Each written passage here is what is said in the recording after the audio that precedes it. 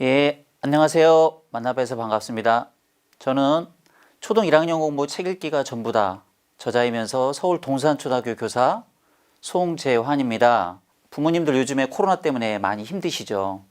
특히 계약이 3번에 걸쳐서 늦춰지고 이제는 온라인 계약을 한다고 합니다. 하루 종일 자녀하고 같이 집에 있는다는 게 정말 보통 일이 아닐 것입니다. 그럼 이 시기에 가정에서 무엇을 하면서 지내면 좋을까요? 여러 가지가 있겠지만 저는 책 읽기를 강조하고 싶습니다. 이 시기에 책만 잘 읽혀도 학습에 공부에 말할 것도 없고요. 아이들의 사고력도 좋아지고 학교 다니는 것보다 훨씬 더 많은 것들을 갖다가 배울 수 있을 거라고 확신합니다. 제가 초등학교에서 아이들을 가르친 지 한 20년이 훌쩍 넘었거든요.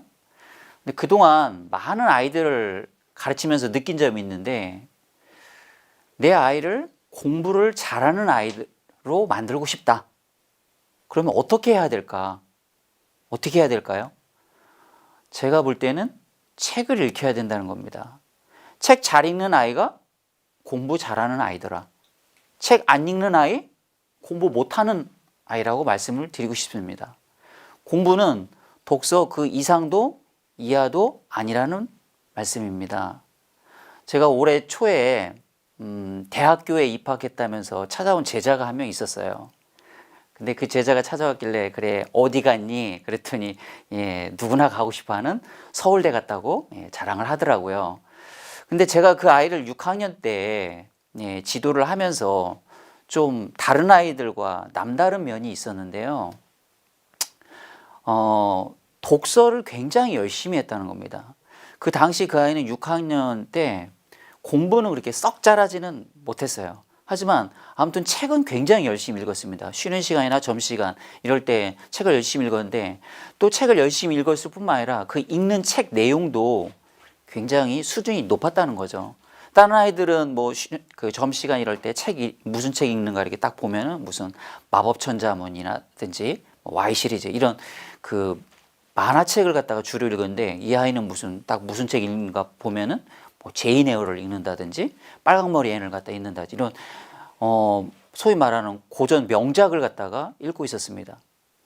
그래서 이렇게 책 읽는 걸 좋아하고 책 읽는 수준이 굉장히 다른 아이들하고 구별되더니 6년 뒤에는 다른 모든 아이들이 다 가고 싶어하는 서울대를 진학을 하더라고요. 그래서 제가 또 한번 그 아이를 보면서 느꼈습니다. 아, 다른 거 다 필요 없다. 책을 열심히 읽혀야 된다. 이걸 다시 한번 느낄 수가 있었습니다. 그러면 왜 이렇게 독서를 열심히 하는 아이들은 결국 공부를 잘하게 되는 걸까요? 이유가 있겠죠. 그래서 오늘 강연은 여기에 초점을 맞춰서 책 읽기의 중요성 한 부분하고 또 책을 읽는다면 어떻게 읽어야 될 것인지 그 방법적인 측면으로 좀 나누어 말씀을 드리려고 합니다. 자, 먼저 책 읽기의 중요성으로 꼽을 수 있는 첫 번째는요, 바로 어휘력입니다. 어휘력은 공부를 잘하기 위한 아주 필수 조건 중에 하나죠. 아이들이 어휘력이 낮으면 여러 가지 문제점들을 보입니다. 학교에서 아이들이 어휘력이 낮을 때 가장 흔하게 볼 수 있는 첫 번째는요, 아이들이 시험 문제를 다 틀려요. 아이들이 시험 문제를 한 문제 맞고 틀리는 게 굉장히 거창한 이유일 것 같지만요, 굉장히 단순한 이유입니다. 그 단순한 이유 중에 가장 큰 비중을 차지하는 게 바로 뭐냐면은 어휘를 하나 아느냐 모르냐에 따라서 그 문제를 맞고 틀리고가 결정이 됩니다. 이것은요, 과목도 가리지 않고요, 저학년이냐 고학년이냐 학년도 가리지 않습니다. 제가 그 2학년 아이들을 가르치면서 이런 경우를 봤어요. 한 번은 수학 단원평가를 보려고 시험지를 나눠줬더니 한 아이가 질문합니다. 선생님 궁금한 게 하나 있어요. 뭐니? 그랬더니 선생님 풀이 과정이 무슨 말이에요? 이걸 묻고 있습니다. 문제 20문제 중에 풀이 과정과 답을 쓰시오가 10문제인데 풀이 과정이 무슨 말이냐고 질문하고 있습니다. 이 아이가 시험을 잘 봤을까요? 저학년 아이들은 제지를 안 하면 시험 시간이 진행이 안 됩니다. 계속 질문입니다. 선생님 이건 무슨 말이에요? 이건 무슨 말이에요? 그거 질문에 답해주면 안 되죠. 질문에 답해주다 보면 시험 시간이 진행이 안 됩니다. 자, 그럼 저학년은 그렇다 치고 그럼 고학년은 다를까요? 증상은 똑같습니다. 질문하지 않을 뿐이죠. 제가 6학년 아이들 한 번은 수학 시험을 봤는데 시험 끝난 다음에 한 5명 아이들 우르르 저한테 몰려와서 하는 질문이 이겁니다. 선생님 궁금한 게 하나 있어요. 뭐니 그랬더니 선생님 이튿날이라는 말이요. 이틀 후라는 말이죠. 아니지요. 하루 뒤라는 말이죠. 자기들끼리 옥신각신 싸우다가 결판이 안 나서 저한테 온 겁니다. 자, 6학년 아이들이 이튿날을 몰라서 교사에게 질문하고 있습니다. 이게 바로 현실입니다. 어쨌든 어휘력이 낮은 아이들은요, 시험 문제를 맞출 수도 없고요, 좋은 점수를 받을 수도 없는 것이 현실입니다. 어휘력이 낮은 아이들의 두 번째 문제점은요, 교과서를 못 읽는다는 사실입니다. 교과서를 읽어도 무슨 말인지 모릅니다. 자, 시험은 모두 교과서에서 출제가 되잖아요. 근데 교과서를 읽어도 무슨 말인지 이해를 못합니다. 이런 아이가 공부를 잘 할 수 있을까요? 우리 초등학교 아이들이 고학년이 되면은 가장 어려워하는 과목으로 사회를 많이 꼽습니다. 근데 왜 이렇게 아이들이 사회를 어려워하는 걸까요? 이유가 뭘까요? 바로 어휘 때문입니다. 특히 5학년부터 아이들은 역사를 배우게 되죠. 아이들은 역사를 배우기 시작하면 거의 멘붕에 빠집니다. 왜 이럴까요? 왜냐하면 거기 나오는 어휘들이요, 일상 어휘가 아니기 때문입니다. 굉장히 어려운 처음 접하는 역사 어휘들이 대거 등장하기 때문에 아이들은 사회를 그만큼 어려워하게 됩니다. 자, 어휘력이 낮은 아이들을요, 세 번째 문제점이 있는데요, 바로 수업 시간에 교사의 설명을 못 알아듣는다는 것입니다. 어떻게 보면 가장 심각한 문제일 수가 있습니다. 교사가 10마디 하면요, 9마디는 알아들어야죠. 그래야 재미도 있죠, 이해도 가죠. 그런데 교사가 10마디 하면 얘는 7마디밖에 못 알아들어요? 자, 이런 아이들은 교사가 하는 말을 들어도 무슨 말인지 모르죠. 재미도 없죠. 이런 아이들은 뭐 할까요? 수업 시간에 더 귀를 쫑긋 세우고 들을까요? 천만의 말씀이죠. 이런 아이들은 대부분 다 딴청을 부리고 딴짓을 합니다. 교사는 그거 가만히 둘까요? 계속 지적하게 되잖아요. 거의 문제아로까지 낙인 찍히게 됩니다. 제가 이렇게 수업 시간에 딴짓하는 아이들을 보니까요, 크게 두 유형이 있더라고요. 한 부류는 ADHD, 어텐션 데피시트라고 하죠. 그 주의력 결핍 과잉행동 장애라고 하죠. 이 아이들은 병적인 아이들입니다. 하지만 이 아이들은 약이 있어요. 약을 먹으면은 굉장히 좋아집니다. 또 한 부류가 있는데요, 제가 명명했습니다. 뭐냐면은 VDHD, 보캐블러리 데피시트라는 겁니다. 어휘력 결핍 과잉행동 장애. 어휘력이 결핍됨으로 인해서 수업 시간에 집중을 하고 싶어도 집중을 못하는 아이들이 꽤 많다라는 겁니다. 그런데 이 VDHD들은 약도 없어요. 제가 볼 때 약이라고는 독서밖에는 없습니다. 책을 많이 읽어서 어휘력을 보충해야 된다는 거죠. 어휘력이 낮은 아이들은 교우 관계에서도 굉장히 심각한 문제가 생기곤 합니다. 왜 그러냐면은 교우 관계에서 중요한 것은 항상 이렇게 무슨 트러블이 있으면 자기 마음을 잘 표현하게 되거든요. 예를 들어서 그 친구가 나를 갖다가 괴롭힌다? 그러면은 야 친구야 하지 마. 네가 나를 괴롭히니까 내가 지금 굉장히 기분이 나쁘거든. 다시 또 그러면 나 선생님한테 이럴 거야? 이런 식으로 그냥 말로 자기 마음을 잘 표현하면 됩니다.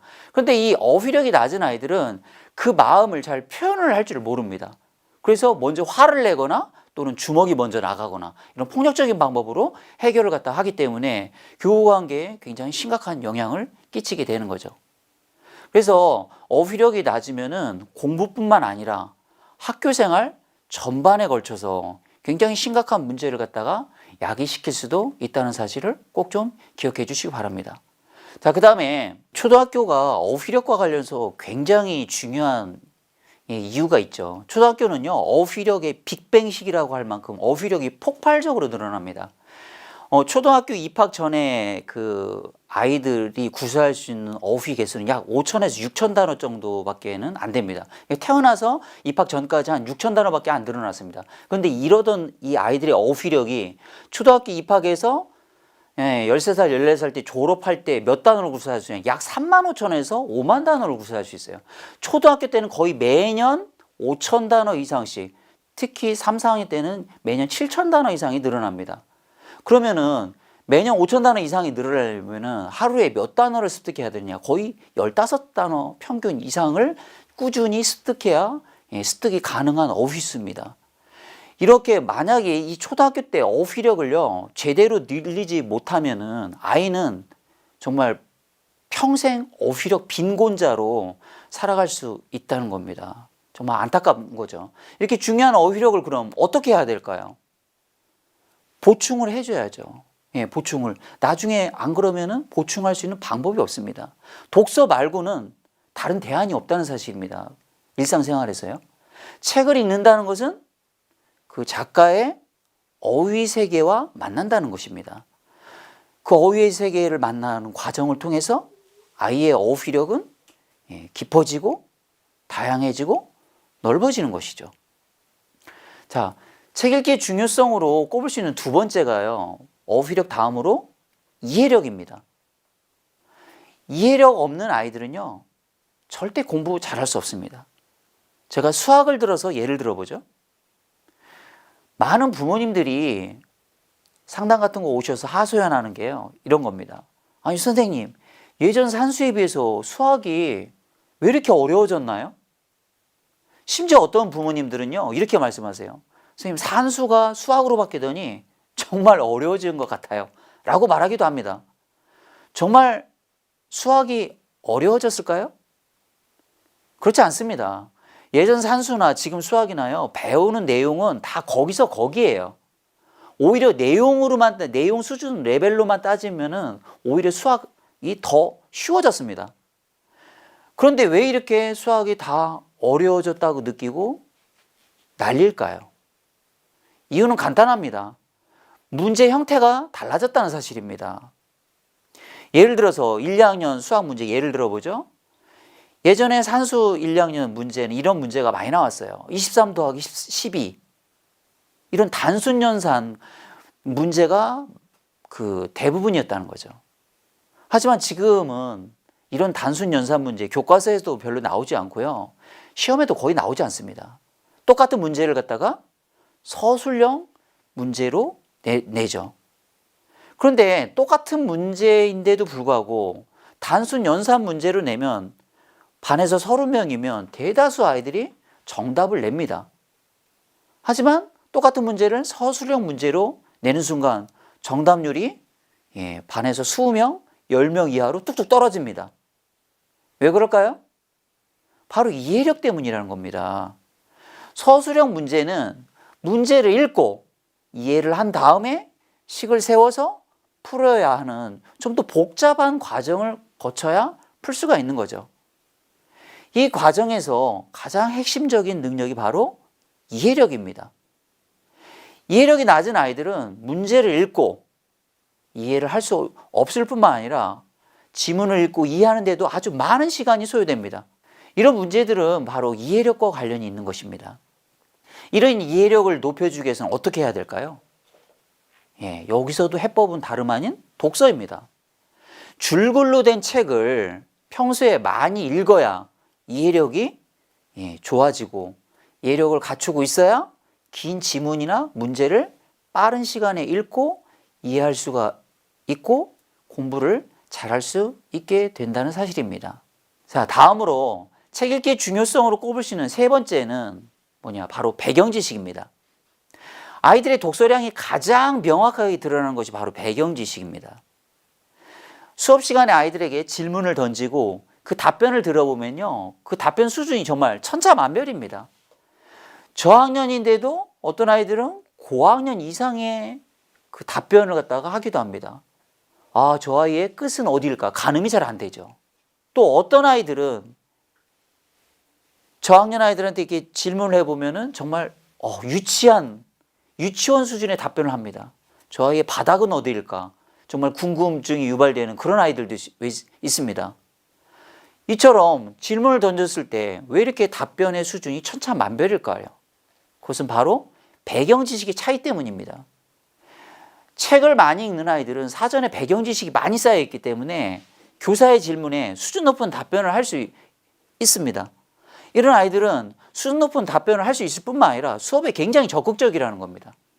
무슨 활동을 하더라도 굉장히 자신감을 보이고요.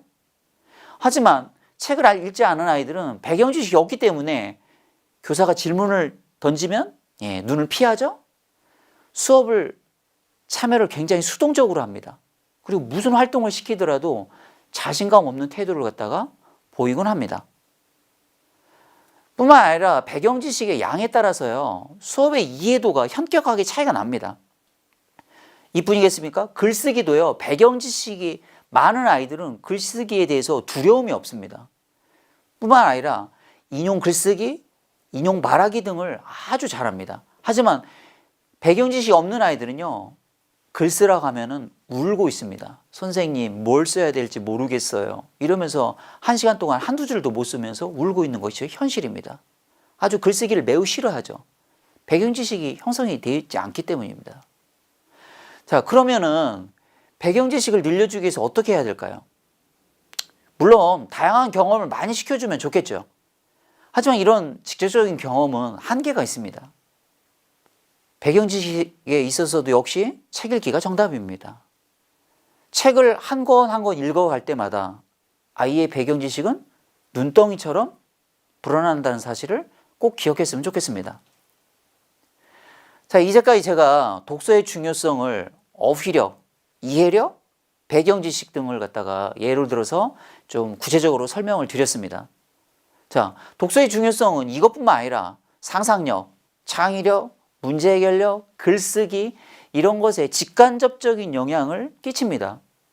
제가 시간 관계상 독서의 중요성은 이 정도로 마무리를 갖다가 하고자 합니다. 자, 그럼 지금부터는 독서의 방법에 대해서 몇 가지 좀 말씀을 드리겠습니다. 책을 읽는 방법은요, 실제로 구체적으로 들어가자면은 몇 수십 가지 또는 수백 가지가 될 것입니다.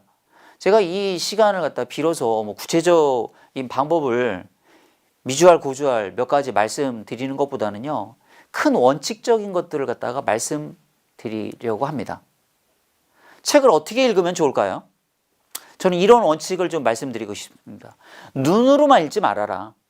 입으로 읽고, 귀로 읽고, 손으로 읽고, 이런 전신 읽기를 하라는 것입니다. 우리가 흔히 책을 읽는다고 하면은 눈으로만 읽는 것을 생각합니다. 이 눈으로만 읽는 묵독이라고 하죠.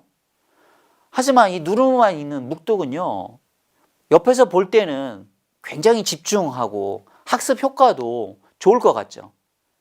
하지만 연구 결과에 의하면은 이 묵독은요, 학습 효과도 별로 없고요, 집중력에도 굉장히 좋지 않습니다. 묵독보다는 입으로 소리내어서 읽는 음독을 좀 더 권하고 싶습니다. 특히 초등학생, 초등학교 저학년 아이들은 음독이 묵독보다 훨씬 좋습니다. 음독은 말 그대로 소리내서 읽는 것인데요, 책을 소리내서 읽으면 많은 이점들이 따라오죠. 먼저 음독은요, 묵독보다 굉장히 기억이 오래 갑니다. 그래서 학습 효과가 좋고요, 무엇보다도 정독 효과가 매우 탁월합니다. 책을 대충 읽는 아이들에게요, 음독은요, 굉장히 특효효과도 같습니다. 그 다음에 또 어린아이들이 음독을 자꾸 하다 보면요, 이 구강 구조가 굉장히 좋아져가지고 발음이 좋아집니다. 또 목소리가 튀어서 굉장히 자신감을 갖게 되고 발표력도 좋아집니다. 또 음독을 자꾸 하다 보면 자신도 모르게 음이단이 끊어읽기가 자연스럽게 됩니다. 고학년임에도 불구하고 책을 아주 그냥 떠듬떠듬 읽고 저학년처럼 유치원생처럼 읽는 아이들이 있는데요, 이런 아이들은 음독을 제대로 연습하지 않아서 그렇거든요. 근데 음독을 자꾸 하다 보면 음이단위로 자연스럽게 끊어읽기가 가능하게 됩니다. 자, 음독이 이렇게 많은 이점들이 있음에도 불구하고요. 약간 단점이 하나 있죠. 뭐냐면은 묵독보다는 힘들다는 사실입니다. 그래서 이 그 음독은요, 오래 할 수는 없어요. 그래서 저는 하루에 10분 또는 조금 욕심내면 20분 정도를 갖다가 시간을 내서 꾸준히 해볼 것을 갖다가 좀 권합니다. 자, 그 다음에 귀로 읽으라는 겁니다. 귀로 책을 읽는다는 것은 이건 부모님들한테 해당되는 소리인데요. 아이한테 책을 읽어주라는 말입니다. 부모가 소리내서 책을 읽어주면 아이는 귀로 들으면서 책을 읽게 되는 것입니다. 책 읽기를 싫어하는 아이들도요, 교사가 책을 읽어준다고 하면 굉장히 좋아합니다. 이것은 저학년 아이들뿐만 아니라 고학년 아이들도 책을 읽어준다고 하면 굉장히 좋아합니다. 책을 읽어주면 일단 어떤 점이 좋겠습니까? 듣기 능력이 좋아집니다. 귀가 좋아진다는 거죠. 이 귀가 좋아진다는 것은 굉장히 중요한 겁니다. 그 학교 생활의 출발점이 듣기거든요. 교사의 말을 듣고 친구의 말을 들을 줄 알아야 원만한 학교 생활 또는 공부를 잘하는 학교 생활을 할 수 있거든요. 그런데 바로 책 읽어주기가 귀를 갖다가 아이의 귀를 좋게 하는 겁니다. 듣기 능력을 좋게 해주는 겁니다. 굉장히 중요하고요. 또 이 책을 읽어주면요, 자신이 이해할 수 있는 수준보다 좀 더 높은 수준의 책을 갖다가 이해할 수 있습니다. 이뿐만 아니라 책을 읽어주면 책을 읽어주는 사람과 아이와 정서적인 유대감 형성에 굉장히 좋습니다. 그래서 이런 굉장히 많은 어떤 유익들이 따라오는 게 바로 책 읽어주기입니다. 괴테의 엄마 같은 경우는요, 괴테가 어렸을 때 매일 책을 읽어줬다고 하죠. 어린 괴테가 잠자리에 딱 들으려고 침대에 누우면은 엄마가 어김없이 책을 가지고 나와서 책을 읽어줬다고 합니다. 나중에 어른이 되었을 때 괴테는 자신의 세계적인 그 문학적인 소양이 바로 엄마의 그 책 읽어주기에서 거기에서 상상력이 키워지고 했다고 고백을 갖다가 합니다. 이만큼 부모의 책 읽어주기가 굉장히 중요합니다. 자녀에게 책을 읽어줘 보십시오. 너무 많이 읽어주지 않아도 됩니다. 하루에 제가 볼 때는 5분, 또 욕심내면 10분 정도만 할애하면 충분합니다. 대신에 시간을 정해놓고 매일매일 읽어주십시오. 자녀에게 책을 읽어주는 시간과 장소를 아이하고 협의를 좀 하셔가지고 정한 다음에 그걸 갖다가 매일 한번 실천을 갖다가 해보십시오. 책을 읽어주는 부모, 이미 좋은 부모라고 생각을 합니다. 다음으로 손으로 책을 읽으라는 것입니다. 손으로 책을 읽으라는 것은 다른 말이 아니고요. 아이가 책을 읽을 때요, 손에다가 연필을 쥐고 읽으라는 것입니다. 그럼 연필을 이건 뭐 하려고 손에 쥐느냐? 바로 책에다가 동그라미 치고 밑줄을 갖다가 긋게 하기 위한 것입니다. 우리가 책을 읽다 보면 모르는 단어가 나오기 마련이잖아요. 그 모르는 단어를 그냥 지나치는 것보다는 그 모르는 단어에다가 일일이 동그라미를 치게 하면 굉장히 좋습니다. 이렇게 하면은요, 집중해서 읽을 수가 있어요. 그다음 집중해서 읽을 수 있을 뿐만 아니라 나중에 이 아이가 이 책을 제대로 집중해서 읽었는지 확인이 매우 용이해집니다. 그리고 아이가 책을 엄마 나 다 읽었어요? 책을 가져오면은 모르는 단어 어디에다 쳤는지 한번 확인하시고 그 다음에 모르는 단어 몇 개를 갖다가 골라서 아이에게 알려주는 걸로 독후 활동을 갖다가 퉁칠 수도 있습니다. 이런 과정을 통해서 아이는 어휘력이 굉장히 좋아지기 마련이죠. 또 그뿐만 아니라 동그라미를 치게 하면은요, 아이의 책의 레벨을 갖다가 조정해 주기가 매우 쉽습니다. 언어학자들의 주장에 따르면 책 한쪽에요, 모르는 단어가 5개 이상이 나오면은 어려운 책으로 보고 그 이하로 나오면 쉬운 책으로 봅니다. 그래서 부모님이 봤는데 한 페이지에 10개 막 이상 이 모르는 단어가 쳐져 있다. 그럼 레벨을 좀 낮춰주셔야죠. 그런데 한쪽에 모르는 단어가 하나도 없다. 그럼 책의 레벨을 좀 높여주셔야 되는 거죠. 그래서 책의 레벨 수준을 갖다가 조정해 줄 수도 있는 효과가 있습니다. 자, 그리고 책을 읽으면서 제가 동그라미 치기 말씀드렸는데요. 밑줄 치기도 굉장히 중요합니다. 자, 책을 읽다가 우리는 밑줄 치고 싶은 곳이 있습니다. 어느 곳입니까? 중요한 곳, 감동적인 곳, 또는 멋진 문장, 재미있는 문장, 또는 평생 기억하고 싶은 문장, 생각할 거리가 있는 문장, 이런 곳에 밑줄을 긋고 싶은 충동을 느낍니다. 아이들에게요, 그런 문장을 줄을 치라고 이제 안내를 하고 가르쳐 주고요. 줄을 치라고 하는데 많이 그럴 필요 없습니다. 좀 얄팍한 동화책이라면은요, 한 두세 군데만 쳐도 좋습니다. 이렇게 아이가 읽을 때 책에다 이렇게 밑줄을 그으면요, 독후 활동이 굉장히 쉬워집니다. 아이가 엄마 나 책 다 읽었어요? 그러면 엄마는 한마디 하면 됩니다. 어디다 줄 그었니? 그럼 여기다 그었어요. 여기다 왜 그었어? 이유를 물어보면 됩니다. 내가 이러이러한 이유 때문에 여기다가 줄 그었어요. 잘했네. 또 어디다 그었어? 이런 식으로 북토크를 좀 진행을 해주시면 어떠한 독후 활동보다 좋은 독후 활동이 될 것입니다. 자, 그 다음에 책을 갖다가 다 읽은 다음에요, 그냥 치우지 마시고 저는 한 줄 소감을 갖다가 소감이라도 좀 써보게 하는 것을 추천드리고 싶습니다. 책을 한 권 다 읽은 후에요, 책 제목, 그 다음에 읽은 날짜, 지은이 등을 적고요, 그 책에 대한 느낌을 아주 간단하게 한 줄로 적어보는 겁니다. 예를 들어서 아이가 강아지 똥을 읽었어요? 그러면 어떤 아이가 이렇게 적었더라고요. 강아지 똥을 읽고 참새가 참 나쁘다고 생각했다. 이렇게 적었더라고요. 제가 그래서 질문했죠. 참새가 왜 나쁜데? 참새가 그 강아지 똥을 콕콕 쪼으면서 못 살게 굴었어요. 그러니? 그럼 우리 반에서 참새 같은 친구도 있니? 우리 반에 누가 꼭 참새 같아요. 이런 식으로, 아주 간단하지만, 그것을 통해서 아이하고 또, 북토크를 갖다가 해 갈 수 있는, 아이의 생각을 갖다가 읽어낼 수도 있겠죠. 이게 굉장히 중요합니다. 이 한 줄이라도 써보는 게 왜 중요하냐면요, 또 우리가 이런 말 하잖아요. 생각 없이 말할 수는 있어도 생각 없이 쓸 수는 없다라는 말을 갖다가 꼭 좀 기억했으면 좋겠습니다. 이 한 줄이라도 쓰려면은요, 아이는 계속 고민을 갖다가 해야 되고 생각을 해야 되고 자기의 생각을 가다듬어야 됩니다. 이런 과정을 통해서요, 아이는 책을 좀 더 한 번 더 생각하게 되고 음미하게 되는 거죠. 이런 과정을 통해서 아이들은 사고력이 좋아지고 글쓰기 능력도 향상이 되는 겁니다. 그래서 이런 식으로 자신이 읽은 책을 갖다가 연번을 1번, 2번, 3번 이렇게 연번을 매겨가면서 이렇게 누적 기록을 갖다가 하다 보면요, 나중에는 몇 년이 지나면 수백 권 또는 수천 권의 책이 이렇게 누적 기록이 되겠죠. 그럼 이런 누적 기록을 통해서 아이는 굉장한 성취감을 갖다가 맛볼 수도 있고, 또 나중에 입시에 좋은 포트폴리오 자료가 될 수도 있습니다.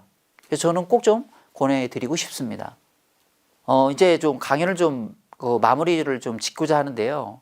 그 당송팔대가 중에 한 사람이었는데, 왕한석이라는 사람이 이런 말을 남겼습니다.